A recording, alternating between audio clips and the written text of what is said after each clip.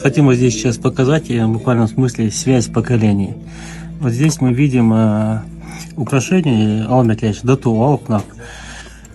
Что здесь интересного? Вот это украшение где-то 19 века. Ингушских девушек обычно сейчас их еще используют, когда девушки выходят замуж.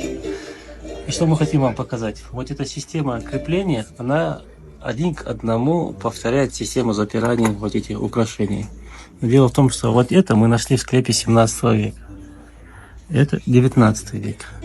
То есть явно прослеживается связь поколений, система запирания. То есть, ну вот здесь, если это практическое значение они имели, они еще запирали нас для платья.